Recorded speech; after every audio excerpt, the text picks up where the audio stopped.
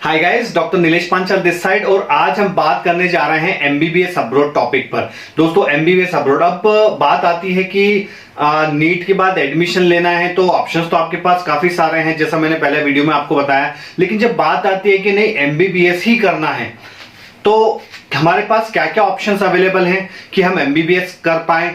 तो देखिए, अगर हम नॉर्मली जो मैंने आपको पहले वीडियो में बताया था कि नीट का जब आप एग्जाम देंगे और उसके अंदर आप अगर रैंक क्लियर करते हैं तो रैंक क्लियर करने के साथ आपको जो है अगर 600 प्लस नंबर आ रहे हैं तो सीधी सी बात है कि आप गवर्नमेंट कॉलेज के लिए एलिजिबल हैं, आपको गवर्नमेंट कॉलेज मिल जाएगा। अगर हम बात करते हैं कि अगर आपको 500 प्लस मार्क्स आ रहे हैं तो सीधी सी बात है कि आपको प्राइवेट कॉलेज मिल जाएगा।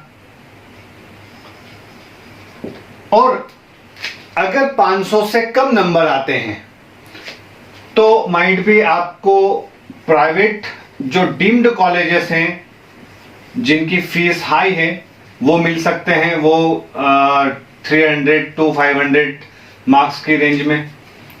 लेकिन प्रॉब्लम वहां आती है कि उनकी फीस 20 लाख रुपए पर साल है। एक साल के 20 लाख रुपए, पूरा कोर्स करेंगे 4.5 साल का 90 लाख से 1 करोड़ रुपया हो गया।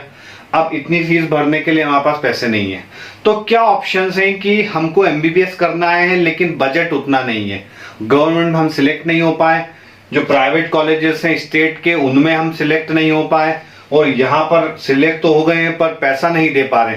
तो क्या तरीका है कि हम लो बजट में अपना एमबीबीएस कोर्स को कंप्लीट कर लें। तो उसके लिए आपके पास एक ही ऑप्शन बचता है, वो बचता है एमबीबीएस अब्रॉड। जी हाँ, एमबीबीएस अब्रॉड। अब जब एमबीबीएस अब्रॉड की बात आती है तो सीधा सा प्रश्न उठ जाता है कि आपको विदेश में जाकर पढ़ाई करना है। तो पेरेंट के मन में क्वेश्चन आता है कि अब विदेश जाना है तो क्या तैयारियां करेंगे, क्योंकि नॉर्मली ज्यादातर लोग विदेश जा नहीं पाते हैं, वो घूमने तक नहीं जा पाते उनके पेरेंट्स, अब वो अपने बच्चों को पढ़ाई के लिए विदेश भेज रहे हैं। तो विदेश जब भेजेंगे तो क्या वो आसान है? अब पेरेंट्स के मन में बहुत सारे क्वेश्चंस आ जाते हैं कि अगर हमको एमबीबीएस अब्रॉड विदेश में भेजना है, ऑप्शन ही नहीं है और विदेश में ही भेजना है और एमबीबीएस ही कराना है, तो उनके मन में जो क्वेश्चंस आते हैं वो इस तरीके से आ सकते हैं कि वहां की रिक्वायरमेंट क्या होगी, वहां क्या खर्चा कितना आएगा, फीस कितनी है, खाना अवेलेबल हो पाएगा या नहीं हो पाएगा, लोन मिल पाएगा या नहीं मिल पाएगा, डॉक्यूमेंटेशन क्या लगेंगे, एमसीआई से अप्रूव्ड है या नहीं, अब एनएमसी हो चुका है तो एनएमसी से अप्रूव्ड है या नहीं, डब्ल्यूएचओ से रिकॉग्नाइज है कि नहीं। तो ऐसे कई सारे मन में क्वेश्चंस उत्पन्न होंगे। तो आज हम जो टॉपिक्स पे बात करने जा रहे हैं और एक मैं सीरीज ऑफ वीडियोस बना रहा हूं, इस वीडियोस के अंदर हम सारे जो आपके मन में क्वेरीज हैं, क्वेश्चंस हैं कि हमको कैसे डिसीजन लेना है अगर हम एमबीबीएस अब्रॉड की तरफ जाते हैं। तो एमबीबीएस अब्रॉड को आसान बनाने के लिए मैं इसमें बहुत सारी चीजें आपको बताऊंगा, जिससे आपको ये बिल्कुल ट्रांसपेरेंट ये चीजें समझ में आ जाएगी कि अगर एमबीबीएस बच्चों को एमबीबीएस अब्रॉड के लिए भेजना है तो हमको क्या क्या सावधानियां रखना है, क्या क्या और क्या क्या नहीं करना है। तो ये दोनों चीजों को पूरा बैलेंस करके चलेंगे, क्या अच्छा है क्या बुरा है, कैसे हम बच्चों को अपने बच्चों को सुरक्षित वहां भेजें और वो सुरक्षित वहां पर पढ़ाई करें और जब इंडिया में आए तो उसकी एग्जाम्स वगैरह दे के वो लाइसेंस लेके अपनी प्रैक्टिस शुरू करें और अपने करियर को आगे बढ़ाएं। तो शुरू करते हैं हम बहुत बेसिक चीजों से जो आपको पता होना चाहिए। तो देखिए, जब हम बात करते हैं एमबीबीएस अब्रॉड भेजने की तो आपके दिमाग में जो कंट्रीज या किसी भी कंसल्टेंट से आप मिलते हैं, किसी परिचित से मिलते हैं तो, या कोई बच्चा कहीं बाहर गया हुआ था तो अगर मेडिकल की बात की जाती है तो वो सीधे सीधे बोलता है कि मैं रशिया में हूं, मैं चाइना में हूं, मैं कजाकिस्तान में हूं, मैं किर्गिस्तान में हूं, मैं बेलारूस में हूं, मैं फिलीपींस में हूं। लेकिन आपको ऐसे बोलने वाले मेरे ख्याल से बहुत कम लोग या बच्चे मिलेंगे जो ये कहेंगे कि मैं यूएस में हूं, मैं कनाडा में हूं, मैं ऑस्ट्रेलिया में हूं, मैं यूरोपियन कंट्रीज में हूं। तो क्या रीजन है कि ये बच्चे कम मिलते हैं और यहाँ पर ये जो रशिया चाइना वाले बच्चे हैं ये ज्यादा मिलते हैं? तो इन दोनों का अपन भी डिफरेंस देख लेते हैं, क्योंकि आप जब इंजीनियरिंग या मैनेजमेंट की बात करते हैं तो वो जो यूएस कनाडा वाले बच्चे हैं वो आपको मिलेंगे कि मैं यूएस से एमबीए कर रहा हूं, मैं कनाडा से एमबीए कर रहा हूं, इंजीनियरिंग कर रहा हूं। तो ये डिफरेंस क्यों आता है? तो हम क्या है, हर एक टॉपिक को बहुत बारीकी से डिस्कस करेंगे ताकि आप डिसीजन लेने में आपको बहुत आसानी हो जाए। देखिए, अगर हम कंट्रीज की बात करते हैं, सबसे पहले कि एमबीबीएस अब्रॉड या फॉरेन भेजना है तो कौन सी कंट्रीज को हम चूज करें। तो देखिए, अगर एक डिफरेंस देखते हैं कि हम यूएसए, कनाडा, ऑस्ट्रेलिया, यूके, इन कंट्रीज में जो है हम एमबीबीएस कोर्स को क्यों नहीं करते, क्यों हम Russia, China, Ukraine, Georgia, Kazakhstan, Kyrgyzstan etcetera इन कंट्रीज में भेजते हैं, और क्यों हम सीरिया, अफ्रीका एक्सेट्रा इन कंट्रीज में नहीं भेजते हैं। देखिए, अगर मैं एमबीबीएस कोर्स की बात करता हूं तो सबसे पहले आपके दिमाग में ये आना चाहिए कि एमबीबीएस कोर्स कितने साल का है। अगर इंडिया की बात करते हैं तो इंडिया में जो एमबीबीएस का कोर्स है वो 4.5 years का है प्लस 1 year इंटर्नशिप। तो आपको क्लियर हो गया होगा, 4.5 साल और 1 साल इंटर्नशिप आपका एमबीबीएस कंप्लीट हो जाता है इंडिया में। ठीक है, अगर हम दूसरी कंट्रीज की बात करते हैं तो वहां पर जो करिकुलम है उनके, किसी कंट्रीज में ये 4.5 साल का है, किसी कंट्रीज में ये 5 साल का है, और किसी कंट्री में ये 6 साल का है। तो हम डिफरेंशिएट करके देखते हैं कि ये कौन। एमबीबीएस कोर्स इतना लंबा होने के कारण अगर हम अपने बच्चों को बाहर भेजते हैं तो देखिए, इतने साल का खर्चा, मतलब 5 से 6 साल का खर्चा एड ऑन होता है। अब वो एड ऑन होता है तो अगर हमने मान लीजिए यूएस या ऐसी जो बड़ी इंग्लिश स्पीकिंग कंट्रीज हैं, अगर यहां पर हमने बच्चों को मेडिकल के लिए, पढ़ाई के लिए भेजा, तो वहां पर 1 साल का खर्च सिर्फ और सिर्फ रहने का, साथ में खाने का, ये मिलाकर करीब 6 से 8 लाख रुपए साल हो जाता है। अब अगर मान लीजिए 1 साल का 8 लाख सिर्फ खाने और रहने का खर्चा है, तो बच्चा अगर 6 साल तक वहां पर रहेगा तो कितना खर्चा हो जाएगा। अगर हम 8 × 48 की बात करते हैं तो सिर्फ 50 लाख रुपए उसके खाने पे खर्च होंगे, खाने और रहने पे। और अगर फीस की बात करते हैं तो उन यूनिवर्सिटीज में इनकी फीस करीब करीब 20 लाख रुपए साल के आसपास है, और अगर 6 साल की बात करते हैं तो 1 करोड़ से ज्यादा की फीस हो जाती है। तो इनका टोटल पैकेज जो बनता है वो करीब करीब 1.5 करोड़ से ज्यादा का बनता है, जो कि इंडिया में भी इतनी फीस नहीं है। तो इसीलिए कई पेरेंट्स इसको प्रेफर नहीं करते हैं कि अगर हम बच्चों को इन कंट्रीज में भेजें। इससे बेटर है कि आप इंडिया में अपना एडमिशन ले सकते हैं। अब ये कंट्रीज अगर चली गई, मान लीजिए ये countries UK, US, Canada, Australia, ये कंट्रीज आपसे अब आप इसमें भेज नहीं रहे, तो फिर किस में भेजें? अब मैं बात करता हूं कि अगर आप Russia, China, Ukraine, Georgia, Kazakhstan, Kyrgyzstan, Philippines, Uzbekistan, इन कंट्रीज में भेजते हैं तो आपका जो कोर्स बजट है, क्योंकि यहां का जो एक्सपेंसेस हैं खाने और रहने का, वो लगभग 50 हजार रुपए ही लगभग आता है। यानी कि आप 1.25 लाख रुपए में इन कंट्रीज में अपना साल भर निकाल सकते हैं। तो 6 साल का आपका 6 लाख रुपए हुआ। अब जितना आप 5 से 6 साल इन कंट्रीज में निकाल रहे थे, उससे 6 गुना ज्यादा खर्चा आपका इन कंट्रीज में होगा। इसलिए पेरेंट्स इस कंट्री में नहीं भेज पाते हैं। तो एक आपको क्वेश्चन जो था मन में कि क्या हम यूएस, कनाडा क्यों नहीं भेज रहे हैं, यहां क्यों भेज रहे हैं, तो वो यहाँ पर बजट का इशू है सबसे बड़ी चीज। तो यहाँ पर बजट इशू हमारा क्लियर हो गया। अब आपने मान लीजिए यहाँ पर भेजा है तो देखिए 6 लाख रुपए आपका खर्च, खाने रहने का खर्च हो गया, 6 से 8 लाख मान लीजिए। अब यहाँ पे जो खर्च है इसके बाद आता है आपका फीस का। तो यहाँ पर जितनी भी मेडिकल यूनिवर्सिटीज है, ये भी डेवलप्ड कंट्रीज है, और इनकी जो मेडिकल यूनिवर्सिटी की फीस है वो 2 लाख से लेकर 4 लाख रुपए तक है। अब मान लीजिए फीस 2 लाख पर ईयर है, तो आपका टोटल 6 साल का कोर्स जो है वो 12 लाख में कंप्लीट हो गया। अब फीस मान लीजिए अगर 2.5 लाख है, फीस 2.5 लाख है, तो ये करीब करीब 15 लाख में आपका कोर्स कंप्लीट हो गया, साथ में आप रहने और खाने का खर्चा। तो यहाँ पर ये सब चीजें आती है बजट के बारे में। अगर बजट की बात करते हैं तो बजट हमको इजीली यहाँ पर समझ में आ गया कि क्यों हम इन कंट्रीज को प्रेफर कर रहे हैं। इतने सालों से यहाँ पर बच्चे अपनी मेडिकल की पढ़ाई को कर रहे हैं और वापस आकर एमसीआई का एग्जाम्स भी देख के पास हो रहे हैं।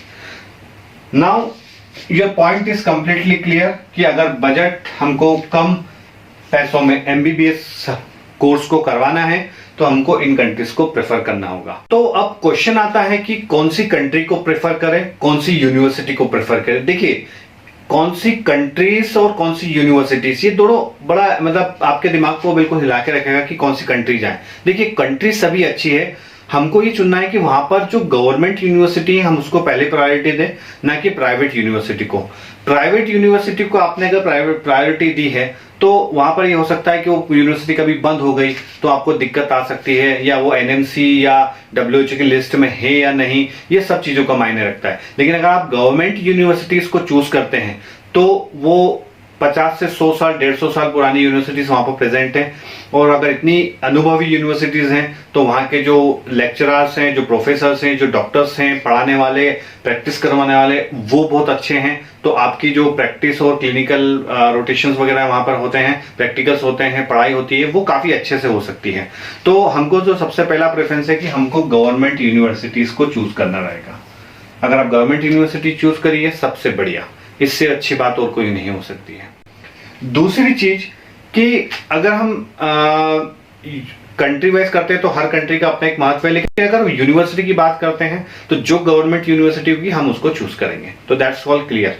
नाउ इसके बाद अगर हम एमबीबीएस अब्रॉड भेजने की बात करते हैं तो कौन सी कंट्री में कितनी सीट्स अवेलेबल हैं वो भी हमको देखना रहता है, क्या कितनी नंबर ऑफ यूनिवर्सिटीज हैं वो भी हमको क्लियर करना रहता है। तो देखिए, अब मैंने आपको एक सिलेक्शन बता दिया कि आप रशिया जा सकते हैं, यूक्रेन जा सकते हैं, कजाकिस्तान जा सकते हैं, किर्गिस्तान जा सकते हैं, जॉर्जिया जा सकते हैं, फिलीपींस जा सकते हैं, आर्मीनिया जा सकते हैं, चाइना भी जा सकते हैं।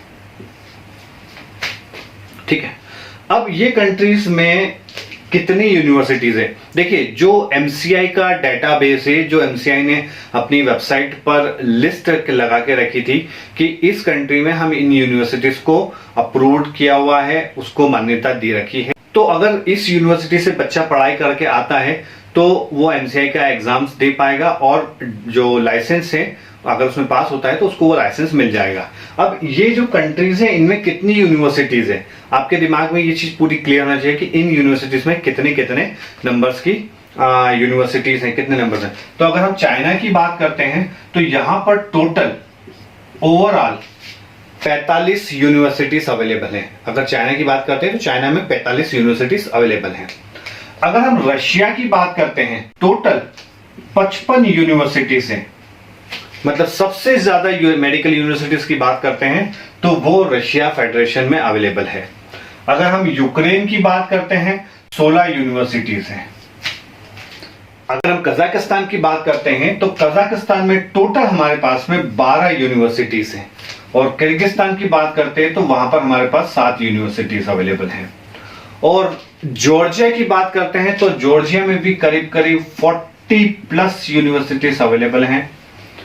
फिलीपींस की बात करते हैं, आर्मेनिया की बात करते हैं तो आर्मेनिया में 7 यूनिवर्सिटी, फिलीपींस में भी करीब करीब 40 यूनिवर्सिटी। चाइना के पास सेकंड नंबर में 45 लिस्टेड यूनिवर्सिटीज हैं। पहले 2018 के पहले चाइना के पास में बाइलिंगुअल यूनिवर्सिटी थी, वो करीब करीब 214 यूनिवर्सिटीज थी, लेकिन एनएमसी ने उनको पूरी तरीके से हटा दिया है। अब जो सिर्फ एडमिशन हो रहे हैं वो सिर्फ इन चाइना की 45 यूनिवर्सिटीज में ही एडमिशन हो रहे हैं, और ये यूनिवर्सिटीज कंप्लीटली इंग्लिश मीडियम है। ठीक है, तो अगर आपका प्रेफरेंस है कि कौन सी कंट्रीज में कौन सी यूनिवर्सिटीज हैं, कितने नंबर ऑफ कॉलेजेस हैं, तो वो आपको एनएमसी की वेबसाइट पर सारे मिल जाएंगे। और ये उनके नंबर्स हैं जो थोड़े से घटते बढ़ते रहते हैं, कुछ एनएमसी रिमूव कर देती है, कुछ को ऐड ऑन करती है, तो इट डिपेंड्स है।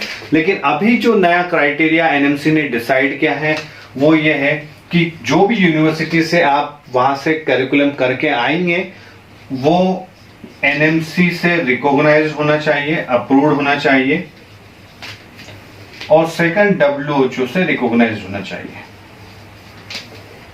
ये दो प्रायर कंडीशन है कि इस कंडीशंस पे आप एनएमसी में रजिस्टर्ड रहेंगे और आगे जो नेक्स्ट एग्जाम है, पहले जो एफएमजी होती थी, वो आप दे पाएंगे।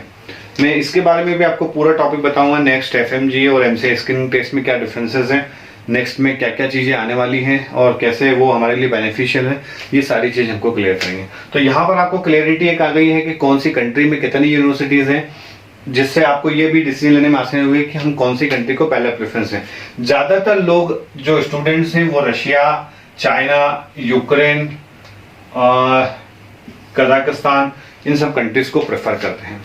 तो डिपेंड करता है कि आप कौन सी कंट्री को प्रेफर करते हैं। सभी कंट्रीज अच्छी हैं, लेकिन बस आपको जो चुनाव करना है वो गवर्नमेंट यूनिवर्सिटीज और इंग्लिश मीडियम यूनिवर्सिटीज का करना है, ये सबसे इंपॉर्टेंट है। नेक्स्ट टॉपिक में बात करते हैं कि कौन सी कंट्री में कितने साल का कोर्सेस है।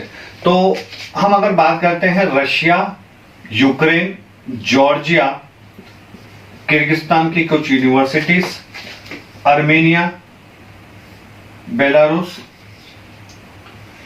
इन कंट्रीज में टोटल जो कोर्स ड्यूरेशन है वो 6 इयर्स का है। इन सभी कंट्रीज में Russia, Ukraine, Georgia, Kyrgyzstan, Armenia, Belarus, इन कंट्रीज में टोटल जो कोर्स ड्यूरेशन है वो 6 इयर्स का है। यहाँ पे करिकुलम 6 इयर्स का है, मतलब अगर आपने बच्चे को एमबीबीएस करने के लिए इन कंट्रीज में भेजा है तो उस बच्चे को टोटल 6 इयर्स कोर्स में लगेंगे। साथ में उसको 1 साल इंटर्नशिप भी करना है इंडिया में, तो टोटल जो ड्यूरेशन रहेगा सारा वो आपका रहेगा 6+1, टोटल 7 साल। 1 साल इंटर्नशिप का जो इंडिया में करना है और बाकी जो आपका पूरा एमबीबीएस का कोर्स है वो आपका 6 साल में कंप्लीट होगा। लेकिन अगर मैं सिर्फ चाइना, कजाकिस्तान और किर्गिस्तान की कुछ यूनिवर्सिटीज की बात करता हूं, यहां पर जो कोर्स है वो 5 साल का है। तो अगर आपको 1 साल बचाना है, तो आप चाइना, कजाकिस्तान और किर्गिस्तान की कुछ यूनिवर्सिटीज में आप एडमिशन ले सकते हैं। तो यहां पर जो ड्यूरेशन है वो 1 साल आपका कम हो गया। यही चीज अगर हम बात करते हैं, कुछ बच्चे नेपाल भी प्रेफर करते हैं, बांग्लादेश को भी प्रेफर करते हैं और इंडिया तो है ही। इंडिया, नेपाल और बांग्लादेश, ये जो कंट्रीज हैं, यहां पर जो हमारा कोर्स है एमबीबीएस का वो 4.5 इयर्स का है। तो अगेन ये भी हमारे दिमाग में क्लियर हो गया कि जो 4.5 साल का कोर्स है चाइना, कजाकिस्तान, किर्गिस्तान में 5 साल का कोर्स है और Russia, Ukraine, Georgia, Kyrgyzstan, Armenia और बेलारूस में 6 साल का है। इसके बाद हम बात करते हैं फिलीपींस की। फिलीपींस में टोटल कोर्स ड्यूरेशन है 5 साल 8 महीने, लगभग वो भी 6 साल हो जाता है, बट जो एक्चुअल कोर्स ड्यूरेशन है वो 5 साल 8 महीने है।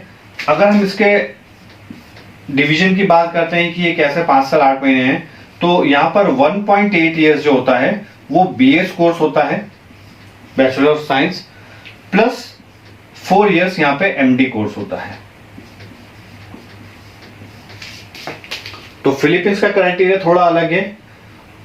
मैं हर वीडियो, इसके आने वाले वीडियोस में आपको सारा डिफरेंशिएट करके बताऊंगा कि कौन सी यूनिवर्सिटी में जो कोर्सेस हैं वो कैसे कैसे रन करते हैं, क्या सिस्टम है उन कंट्रीज का उस कोर्स को रन करने में। तो दोस्तों अब ये तो क्लियर हो गया कि अब्रॉड में एमबीबीएस करवाना है, लेकिन अब मन में क्वेश्चन आएगा कि वहाँ पर जो खर्चा होगा वो कितना होगा और कैसा कैसा होगा। तो मैं आपको बहुत ब्रीफ में समझाता हूँ कि वहाँ पे खर्चा कैसे होता है और क्या क्या चीज़ें अपनी साल दर साल लगती है, वो हम देखेंगे। जैसे अब यूनिवर्सिटी 6 साल है, 5 साल है, तो जो भी डिपेंड करता है, तो वो 1 साल का आपका पूरा एक्सपेंसेस उन 5 साल की यूनिवर्सिटी बच जाता है। लेकिन अगर 6 साल की है तो टोटल कितना खर्च होगा, 5 साल है तो टोटल कितना खर्च होगा और कौन किन किन चीज़ों पर खर्च होगा, आप इस चीज़ को नोट करके रखिए ताकि आपको ये पता लग जाए कि जो टोटल बजट है, क्योंकि कई कंसल्टेंट बहुत आसानी से बोल देते हैं कि बस 12 लाख में कंप्लीट हो जाएगा और पता चला कि वहाँ जाते हैं और लग जाते हैं आपके 30 लाख रुपए। तो मैं आपको जो यहाँ पे एक्सपेंसेस बता रहा हूँ जो लगना ही है, आप इसको लिख के रखें कि खर्चे जो लगना ही है आपको पता होना चाहिए, और अगर आप वो कैलकुलेट करते हैं तो वो आपके लिए सबसे आसान इजी स्टेप हो जाएगा। अगर हम बात करते हैं MBBS अब्रॉड की, और MBBS अब्रॉड में हम अपने बच्चों को कहीं भी भेजें, चाहे कजाकिस्तान भेजें, किर्गिस्तान भेजें, रशिया भेजें, चाइना भेजें, फिलीपींस भेजें, कहीं भी भेजें, वो खर्चे कैसे होंगे वो हमको पता होना चाहिए। तो देखिए, अगर कोर्स यहाँ पे हमने ईयर वाइज डाल रखा है 1 2 3 4 5 6 ईयर, अगर 5 साल का होगा तो 6 साल के खर्चे आपका खत्म हो जाएंगे। यहाँ पर पर्टिकुलर किन किन चीज़ों में होगा तो हम उसको सेग्रीगेट करते हैं। देखिए, सबसे पहले नंबर पे अगर आते हैं तो यहाँ पर देखते हैं कि जब आप एडमिशन लेने जा रहे हैं तो सबसे इम्पोर्टेंट जो एक्सपेंसेस है, फर्स्ट एक्सपेंसेस है, वो है आपका एडमिशन लेटर, और इसको बोल सकते हैं एडमिशन फीस। आपकी सबसे पहला जो एक्सपेंसेस आ गया है वो है एडमिशन फीस। मतलब हम किसी कॉलेज में या स्कूल में जैसे इंडिया में एडमिशन लेते हैं तो एडमिशन फीस हम प्रोवाइड करते हैं, तो सेम वाइज वहाँ पर जो हम एडमिशन लेंगे तो वहाँ पर हमको एडमिशन फीस पे करना पड़ेगी, ये आपकी फर्स्ट। और ये जो फीस लगती है ये आपकी सिर्फ पहले साल की लगेगी। इस बात को आप नोट करके रखिए कि ये जो फीस है ये आपकी सिर्फ पहले साल लगेगी। इस फीस के अंदर काफ़ी सारे एक्सपेंसेस जो हैं, मिसलेनियस एक्सपेंसेस भी इस एडमिशन फीस के अंदर काउंट हो जाते हैं। तो यहाँ पर हम जो पहली बार प्रक्रिया करने जा रहे हैं वो सारी प्रक्रिया इस एडमिशन फीस में कवर होती है। इसके बाद हम बात करते हैं जो सेकंड नंबर पे आती है आपके एक्सपेंसेस हैं, वो है यूनिवर्सिटी या कॉलेज फीस। अब ये जो यूनिवर्सिटी कॉलेज फीस है ये फिक्स होती है। कई कंसल्टेंट बताते हैं कि ये इस आप कहीं मान लीजिए कहीं गए और उसने बताया कि $4000 है, कहीं आप गए वो बोल रहा है $3800 है, वो बोल रहा है $3300 है। ऐसा नहीं होता है। जो यूनिवर्सिटी कॉलेज की फ़ीस होगी वो बिल्कुल फिक्स रहती है, और पूरे जो 5 साल या 6 साल के कोर्स के दौरान अगर आपका कॉन्ट्रैक्ट है उस कंसल्टेंट के साथ में, तो ये जो फीस है पूरी सेम एज इट इज़ लगती है। अगर फीस बढ़ भी जाती है किसी कॉलेज या किसी उसमें, तो आपको वही फीस पे करना होती है जो आपके कॉन्ट्रैक्ट से की गई है। तो यूनिवर्सिटी कॉलेज फीस या आपकी फ़ीस जो है वो पूरे 6 साल या 5 साल तक कंटिन्यूसली लगती है। इसके बाद जो खर्चा आता है वो आता है आपका हॉस्टल एकोमोडेशन, हॉस्टल फीस। आप रहेंगे हॉस्टल्स में, वहाँ पे खर्चा होगा। ये खर्चा भी आपका पूरे 5 या 6 साल चलता रहेगा।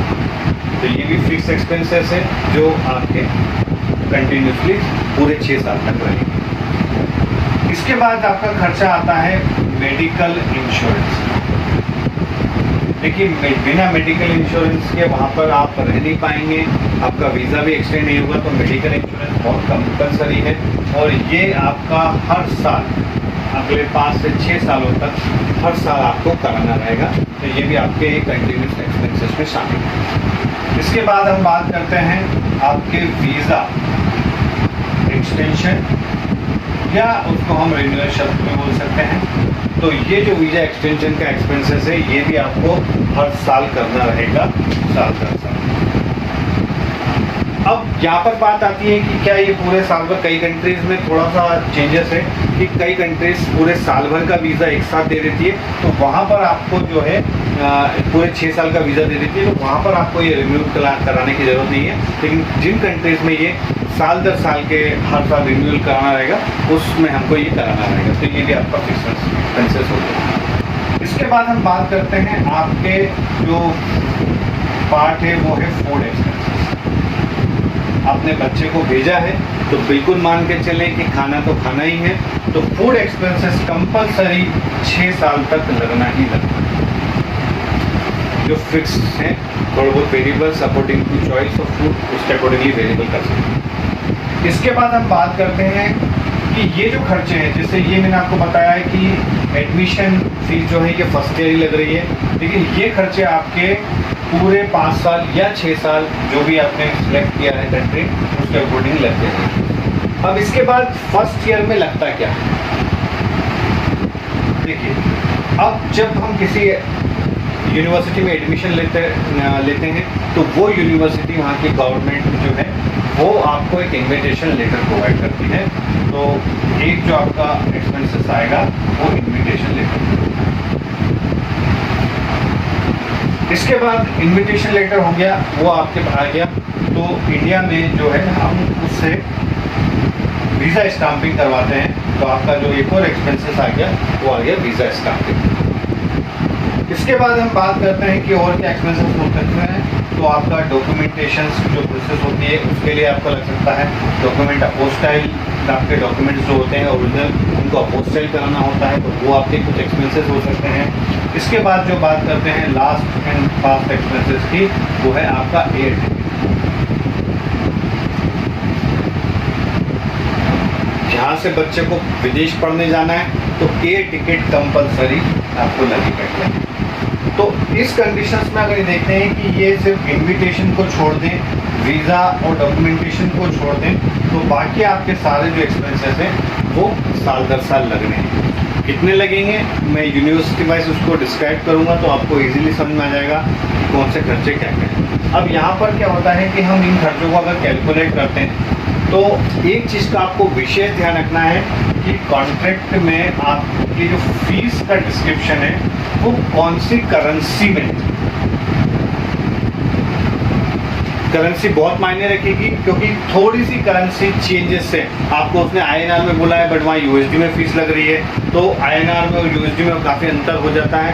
और जब वो अभी तो बोल देते हैं कि इतनी फीस लगना है, लेकिन वहाँ जाते ही पता चलता है कि USD में फीस पे करना है। जब आप USD को परचेस करने जाते हैं, डॉलर्स को परचेस करते हैं या ट्रांसफ़र कराते हैं तो वो काफ़ी सारे चार्जेस आपके एक्स्ट्रा लग जाते हैं। तो वो ना लगे उसके लिए आपको ये सब चीज़ों का ध्यान रखना है। तो सिंपल है कि अगर आपको फॉरेन में एडमिशन लेना है तो इन 10 चीज़ों पर ध्यान देना है जो आपके एक्सपेंसेस लगने वाले हैं।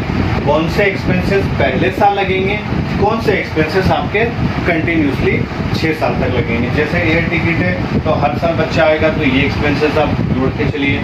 मान लीजिए 20,000 का एक टिकट है, आप 6 बार गया है तो बच्चा 6 बार आएगा तो ये 1,20,000 रुपये हो जाता है।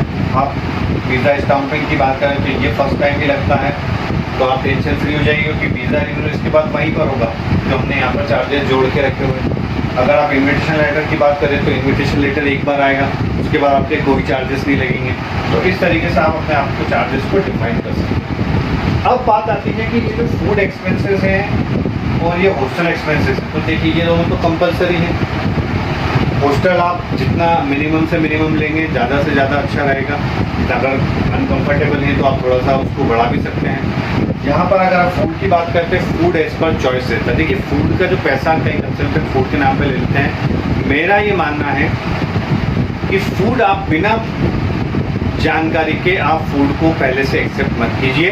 पहले आप फॉरेन जाइए, यूनिवर्सिटी में एडमिशन पूरा प्रोसेस करवाइए, उसके बाद जो है अगर कोई कॉन्ट्रैक्टर्स की मेस है या इस यूनिवर्सिटी के कॉन्ट्रैक्टर्स की मेस अवेलेबल है तो उस मेस में आप पहले फूड को टेस्ट करके देखिए। अगर आपको लगता है कि ये फूड मैं कंटिन्यूसली ले सकता हूँ तभी आप उसके पे करिए। अदरवाइज़ क्या होगा कि आपने मान लीजिए पूरा पे कर दिया और उसके बाद आपको खाना पसंद नहीं आ रहा है तो आपका नुकसान हो सकता है। तो फूडिंग इज़ वेरी इंपॉर्टेंट। आप खुद बनाना चाहते हैं या मेस में खाना चाहते हैं या रेस्टोरेंट में खाना चाहते हैं, ये आपके ऊपर चॉइस पर डिपेंड करता है। कई बच्चे एक टाइम ही खाते हैं, एक टाइम हल्का फुल्का नाश्ता करते हैं, कई दोनों टाइम हेवी चाहिए, किसी को ब्रेकफास्ट भी चाहिए, इसके अलावा मिल्क एंड अदर थिंग्स। तो ये सब चीज़ें एज पर चॉइस डिपेंड करती हैं। किसी को वेज चाहिए, किसी को नॉन वेज चाहिए, तो हम इसको एज पर चॉइस मानते हैं। और जो नॉर्मल इन कंट्रीज़ में, चाहे आप किसी भी कंट्रीज़ की बात करें, यहाँ पर जो फूडिंग का एक्सपेंसेस है वो ज़्यादा से ज़्यादा 4,000 INR to 8,000 INR के लगभग आता है।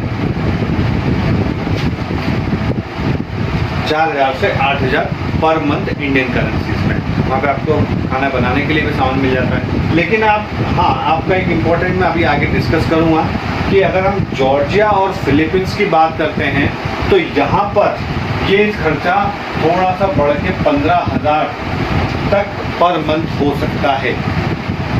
इस बात का आपको विशेष ध्यान रखना है। मैं अभी आगे और डिस्कस करूंगा तो आपको वो चीज़ें भी क्लियर होती जाएगी, लेकिन आपको इस वीडियो में यही ध्यान रखना है कि जो आप यूनिवर्सिटी का सिलेक्शन कर रहे हैं तो वहाँ पे क्या क्या खर्चे होने जा रहे हैं। तो आज के वीडियो में इतना ही। थैंक यू सो मच, धन्यवाद। जय भारत, जय हिंद। वीडियो को लाइक कीजिए, शेयर कीजिए, सब्सक्राइब कीजिए और जितना शेयर कर सकते हैं उतना शेयर कीजिए ताकि हर MBBS अप्रोच जाने वाले स्टूडेंट को इन्फॉर्मेशन क्लियर हो सके कि उसको कौन सी कंट्री में एडमिशन लेना है।